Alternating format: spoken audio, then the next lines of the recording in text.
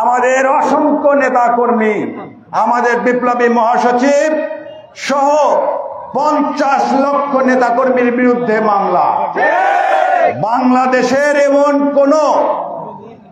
কোন কারাগার নাই যেখানে 100টার মধ্যে 95টা বিএনপির কর্মী নাই।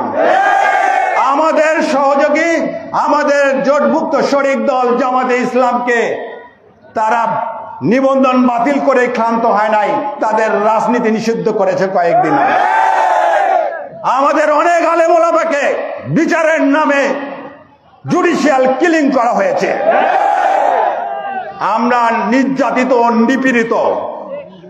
আমরা এই অবস্থায় এই সরকারকে বিদায় দিয়েছি। এই বিদায়ের মাধ্যমে আমাদের বিজয়ের প্রথম ধাপ কেবল সম্পূর্ণ হয়েছে। এখনো অনেক কাজ বাকি আছে আমাদের। এখনো কোনো অন্তর্বর্তীকালীন সরকার গঠিত হয় নাই, এখনো কোনো নির্বাচনকালীন সরকার গঠিত হয় নাই। এদেশের প্রশাসন থেকে শুরু করে প্রত্যেকটা জায়গায় আওয়ামীদের প্রেতাত্মারা রয়ে গেছে। আমাদেরকে সচেতন থাকতে হবে। আগামীর বাংলাদেশে এই স্বৈরাচারের প্রেতাত্মারা যেন কোনোভাবেই কোনো ষড়যন্ত্র করতে না পারে, জনগণের ম্যান্ডেট যেন তারা প্রভাবিত করতে না পারে। আমরা স্বাধীন বাংলাদেশে একটা নিরপেক্ষ ভোট চাই, ইলেকশন চাই। যে ইলেকশনকে এই সরকার নিরপেক্ষ ভোটকে বঙ্গোপসাগরে ফেলিয়ে দিয়েছে।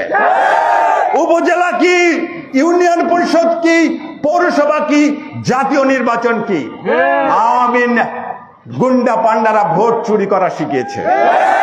কোথাও কোনো জনগণের মতামত প্রতিফলিত হতে দেয় নাই। আগামীর বাংলাদেশ কি এভাবে চলবে? আপনারা কি খুবই বিরক্ত? কথা বলবো না বেশি করে বলবো না কম বলবো?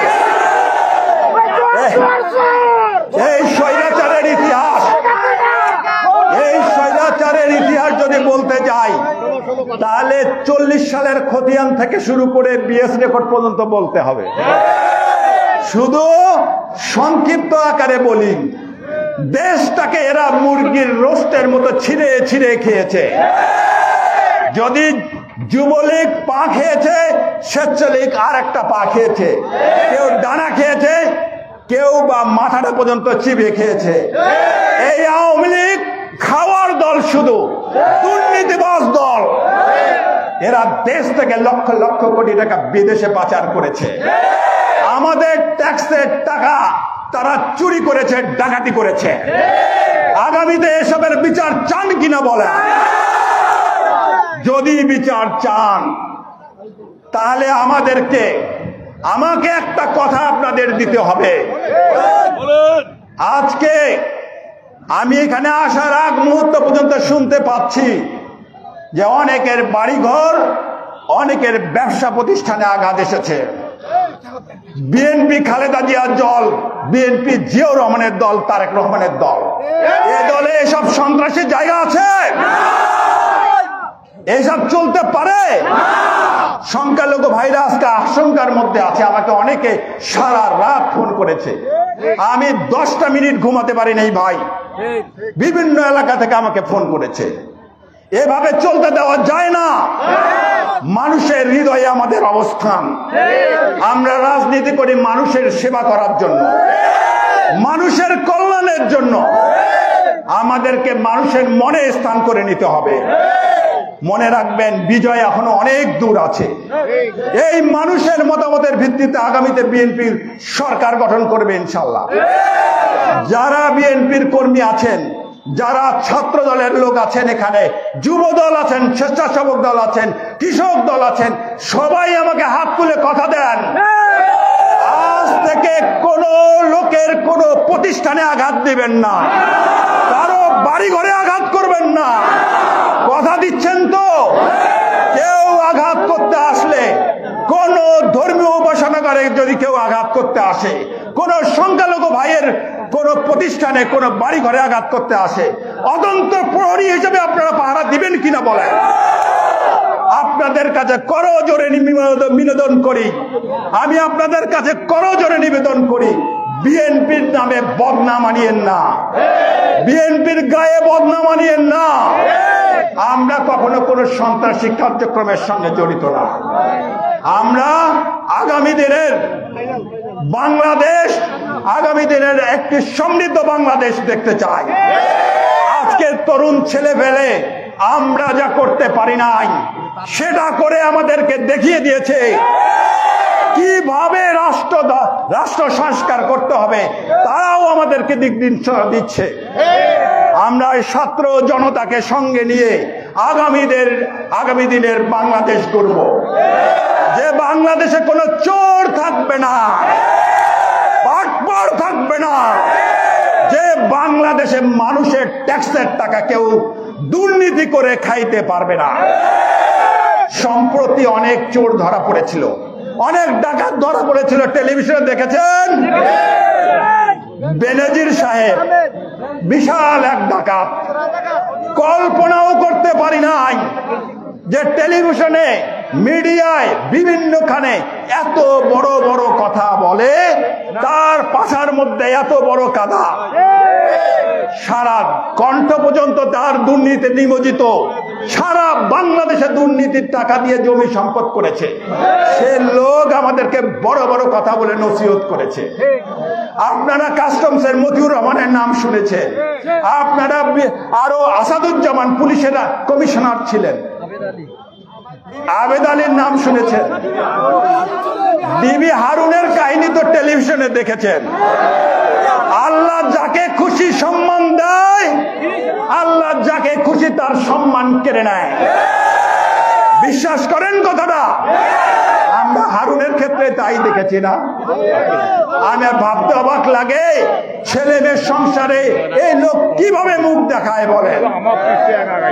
আমরা ইনশাল্লাহ প্রতিশ্রুতি দিতে পারি, আমরা কোনোদিন মানুষের হক মেরে খাবো না। 15 বছর থেকে আপনারা আমাকে দেখেছেন, একটা লোক বলতে পারবে যে আমি কারো সঙ্গে অভদ্রতা আমি করেছি, আমি কারো 10 টাকা মারার চিন্তা করেছি, করি নাই। আগামীর বাংলাদেশ, আগামীর হাতিবান্ধা আপনারা নেতৃত্ব, হাতিবান্ধা পাটগ্রামের নেতৃত্ব আপনারাই ঠিক নির্ধারণ করবেন ইনশাআল্লাহ। পরিশেষে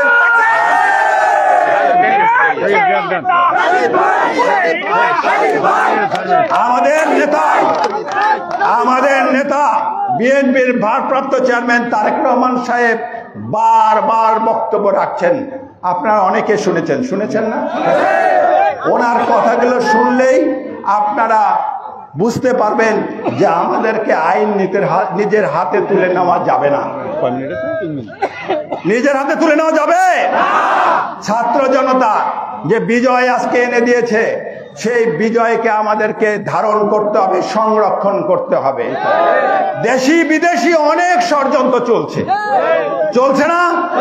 আমাদের মাঝে অনেক ষড়যন্ত্রকারী ধরবে। এই উপজেলা পাটগ্রাম এবং হাতিবান্ধা এই কনস্টিটিউয়েন্সিতে এই আওয়ামী লীগের বিভিন্ন গ্রুপ আছে, অনেক বিভক্তি আছে না? একজন এক গ্রুপ আরেকজনের উপরে প্রতিশোধ নিবে, নিয়ে বিএনপি জামাতের ঘাড়ে দিবে না? আপনারা সচেতন থাকলে এটা করতে পারবে। কোন মন্দির মসজিদে আঘাত আসবে না, কোন বাড়ি ঘরে আঘাত আসবে না। ভাই, আপনাদের কাছে অনুরোধ রেখে যাচ্ছি।